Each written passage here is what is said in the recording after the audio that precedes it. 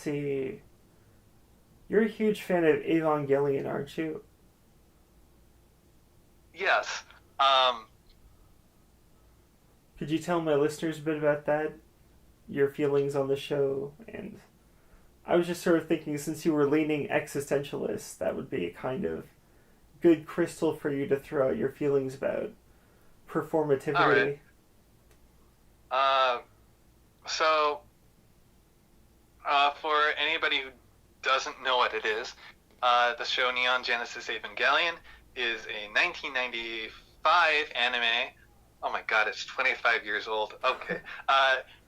It's its 25th anniversary this year. It's a 1995 science fiction, rough, soft science fiction anime um, about set in sort of a post-apocalyptic world um, where like an apocalypse happened uh, some numbers of years ago, and humanity is recovering. Um, but then suddenly these sort of mystical alien, well, beings, you can might assume they're aliens called angels, attack, uh, and they're super powerful, and the United Nations fights them with children piloting giant robots, and um, everybody, all the characters in the show have deep psychological scars, and those psychological scars worsen as the show progresses, and it eventually ends up uh, basically as like a crisis of the main character, Shinji, who has to basically confront his own fears and confront himself. But one of the main themes of Evangelion is human connection, and like whether we can connect to each other. Um, like, can we ever like truly connect to each other? And like, so it uses the metaphor of the hedgehog's dilemma, which is this sort of philosophical dilemma about. It's a philosophical sort of question about, or about like basically that the closer you get to a person, the more likely you are to hurt them. And so, like, the thing that you would do to minimize harm is to not be close to that person, but that just makes everybody lonely. And so the show deals with questions about, like, can we ever truly be in sync with a person? Can we ever truly know a person? Um, because we're all individuals, we all have our own psyches, and so the show really explores that question. And I think it's when I've had different takes on the show as I've grown older. When I first watched it, I had the kind of emo edgy take, like, oh, you can never be like we're always going to be alone. You can never be friends with another person. Wah, wah.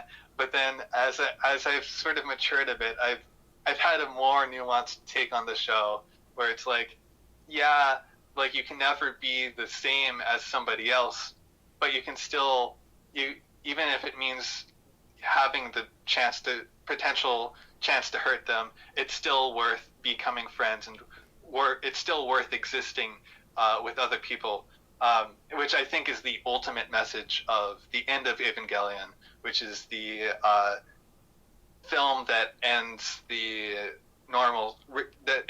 original series. Hmm. I always found that to be like an interesting dilemma with existentialism. Like, if you look at, for example, the films of like Bergman or Carol Reed, they tend to emphasize the idea that we're like constantly creating each other just by interacting with each other, and that we don't really have like a single centralized identity, but at the same time, the idea that there's this ineffable limit where you can't truly become somebody else. And something that I've always found interesting about Evangelion is I feel like it's very honest about the wish of its creator for all of mankind to be able to join together Just going by the ending, I mean. So And that see, like, that kind of butts the uh, edgy teenage interpretation of "We're all alone." so that is the interpretation I had, and I feel like that's the interpretation that you might, that, like, if you like watch the TV series alone, and Mm. maybe that's the interpretation that I got, and then I even got it after watching the film. But Mm. then I was looking at some people's analysis of the film, and then I'm not going to spoil it, but there's a really beautiful moment in the film where, like, the main character basically realizes, oh, humanity kind of, like, life kind of sucks, but humanity is kind of all right. And so he kind of, like, realizes. But by the way, there's a lot of Christian symbolism in the film, and so I kind of see Mm. this as, like, the main character as uh, basically like Jesus redeeming the world, and so he kind of realizes that the world is worth redeeming. That's my take on it. That's my interpretation of the film, anyways. And so he goes and um, he sort of he acts based on this idea that even if it means pain, even if it means suffering, it's still worth being in the world with other people. That's my take on the ending, at least. Mm. I really think there's something to that, especially since one of the writers for the series was Yoji Enokido, who was famously a frequent collaborator with Kunihiko Ikuhara, on Mm. top of writing for Fooly Cooly or on High School Host Club, Star Driver, Uh-huh. just all this stuff. He's definitely maintained this. Even in Captain Earth, actually, he's kind of maintained this interest in God and connection with God throughout his career that I've always found intriguing. Yeah. Um, One of the things I find really interesting about Evangelion is, at least from the interviews that exist, uh, so there's a lot of fan speculation and a lot of rumors about what happened during the production of the show. But Mm. from what I was able to find, basically the director Hideaki Anno, he was trying to find a happy ending for the show. He was trying to his initial idea for the show was to have these broken characters, and then these broken characters would all, like, redeem themselves by the end, and they would find happiness. Mm. But as the show progressed, he realized that the characters he created were too broken. They were too psychologically damaged to ever find a truly happy ending.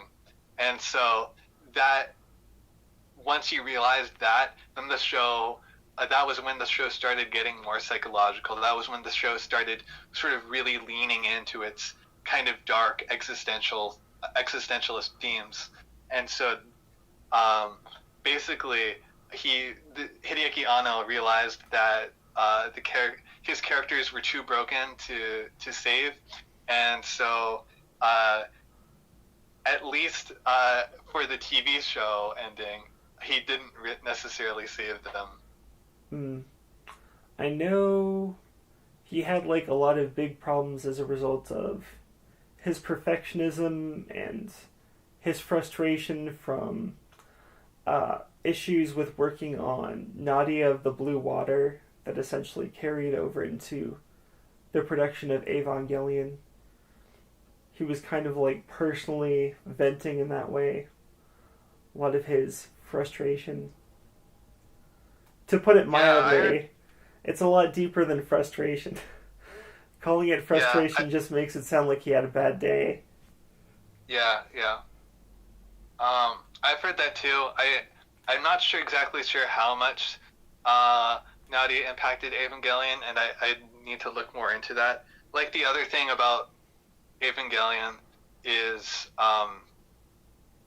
so it was made in 1995. Mm-hmm. 1995 was like one of one of the worst, if not the worst years in like modern Japanese history, post-war Japanese history, Mm-hmm. The Tokyo because Siren in attacks. 1990, oh yeah, so there is the big one is, well, there's two big ones actually. There's the Shinrikyo Mm-hmm. terrorist attacks, um, which was this religious cult that carried out chemical weapons attacks in like the Tokyo subways. Um, Also, that year there was a massive earthquake in Kobe, I think, and so that caused a lot of stress. And on top of that, the Japanese economy was crashing. Mm-hmm. So you have all these things. You have the terrorist attacks, you have the earthquake, and you have the economy going down the toilet. And uh, basically, I think the time was ripe for something like Evangelion to Mm-hmm. exist because, like, from what I've read, like the sort of Japanese faith in their nation, their psyches, like the '80s was like the boom years where like the economy was great, Mm-hmm. everybody, like people were like buying luxury things, like everybody was doing great, and then suddenly in like the '90s and especially like 1995, everything was crap, and so all of these different factors, I think, both like possibly paved the way for something like Evangelion to exist, and then Mm. also I think it was probably a major factor in why the show became so popular, Mm. because Evangelion was a massive success Mm. when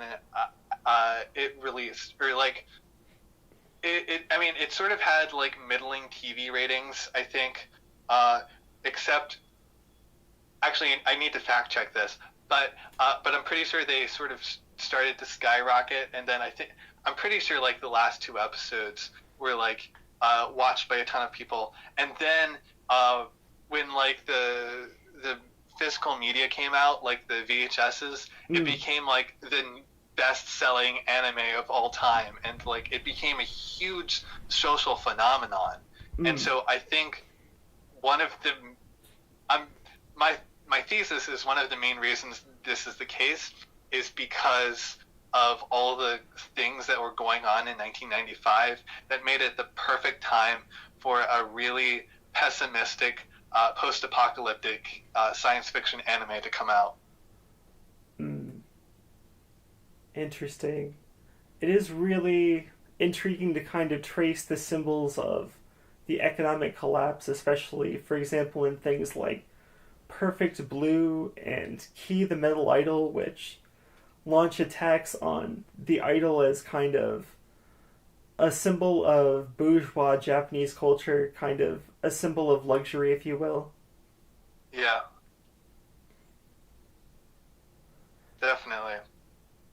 Um, the other thing I realized about Evangelion recently is that uh, so like a lot of anime fans in the West, um, or at least in English speaking spaces, say that, oh, like the characters of Evangelion are were like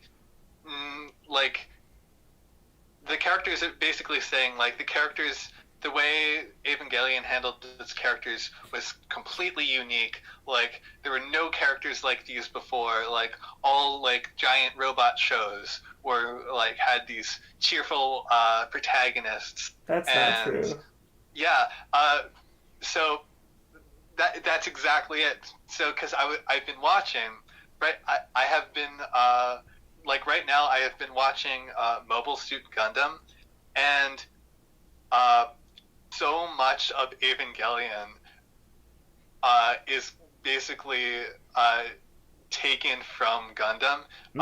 I mean, like not plagiarized necessarily. Like I'm sure it's partially, I'm sure, tribute because Hideaki Anno is a huge nerd and a huge Gundam nerd. Um, but like the character of Shinji is not unique at all. Gundam was probably the first anime to have a protagonist who had war trauma. So like the character of Shinji is very much based on the character of Amuro, just maybe maybe turned up to 11, but like that character archetype existed, like 20 to 30 years before the production of Evangelion.